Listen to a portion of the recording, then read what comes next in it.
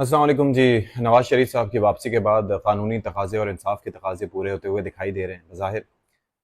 राय मैं नहीं दूंगा, राय आपसे मैं चाहता हूं कि आप अपनी राय दीजिए और बताइए कि जो कुछ हो रहा है वो क्या इंसाफ के तकाज़ों पर पूरा उतरता है या आपको उसके ऊपर कोई खदशात हैं। मियां नवाज़ शरीफ साहब वतन वापस पहुंचे, उसके बाद 24 तारीख तक की उनको एक डेडलाइन दी गई।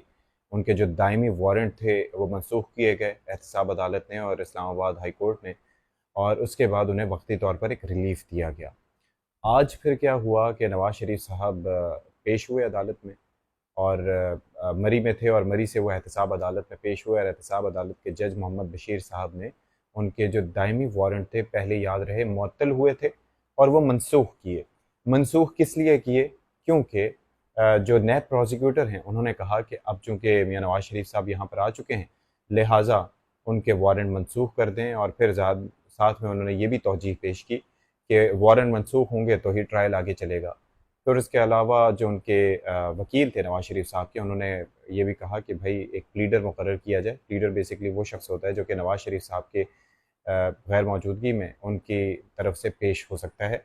ऐसा आसिफ जरदारी साहब के साथ भी है कि उनकी गैर मौजूदगी में प्लीडर पेश होता है और केस की कार्रवाई आगे बढ़ती है। फिर हाज़िरी में इस्तिस्ना के हवाले से भी ज़ाहिर है कि आगे बात होगी। फिर जो 10 लाख रुपए के मुचलके जमा कराने का हुक्म दिया गया, जिस पर जो वकला थे उनकी जानिब से 10 लाख रुपए के मुचलके जमा करा दिए गए। तो एक तो ये केस हो गया।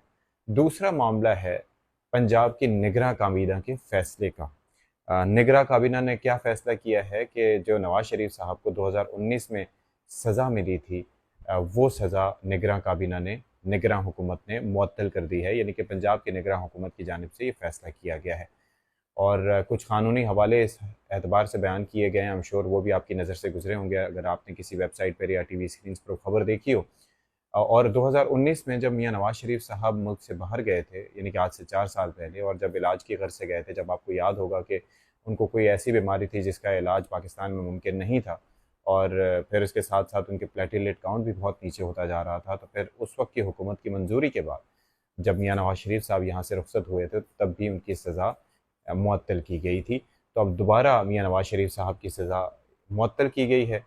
तो फिर लेट्स सी, ज़ाहिर है कि लग ये रहा है कि कानूनी जो पहलू हैं उनको काफ़ी देखभाल करके उनके ऊपर निगरां हुकूमत की जानिब से फ़ैसला किया गया, और पीपल्स पार्टी की जानिब से जो एक तहफ़्फ़ुज़ात का इज़हार किया जाता रहा है, वो अब चीज़ें कुछ सामने आ रही हैं।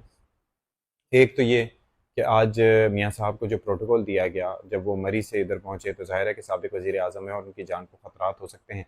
800 के करीब पुलिस एहलकार वहाँ पर तैनात थे और सिक्योरिटी हाई अलर्ट थी।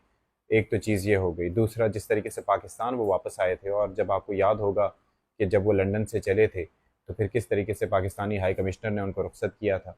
और एक तो ये चीज़, फिर जहाँ पर उनका इस्तक़बाल जिस लेवल का हुआ, फिर नादरा की टीम जिस तरीके से फ़ैसिलिटेशन के लिए वहाँ पर गई, वो एक अपनी जगह। फिर उस तरीके से जिस तरीके से वहाँ पर उनका तैयारा रुका रहा, फिर स्टेट लाउंज में वो गए, और फिर उसके बाद वहाँ से फिर लाहौर का जो रफ्ते सफ़र रहा, फिर उसके बाद पंजाब हुकूमत की जानिब से जो फ़ैसिलिटेशन उनकी आगे की गई।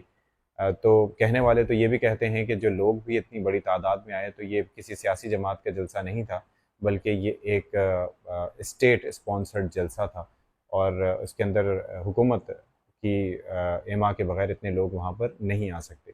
लेकिन बहरहाल प्रोटोकॉल तो मियां नवाज़ शरीफ साहब को दिया जा रहा है, लेकिन क्या ये इस बात का इंडिकेटर है कि अगले वज़ीर-ए-आज़म मियां साहब होंगे? क्या ये इस बात का इंडिकेटर है कि अगले इलेक्शन वक्त पर होंगे? या एक मूड बनाया जा चुका है कि यही साहब मुल्क की क़यादत संभालेंगे? ये अभी कहना क़ब्ल-अज़-वक़्त होगा, बिकॉज़ हुनूज़ दिल्ली दूर हस्त और पिक्चर अभी बाकी है मेरे दोस्त।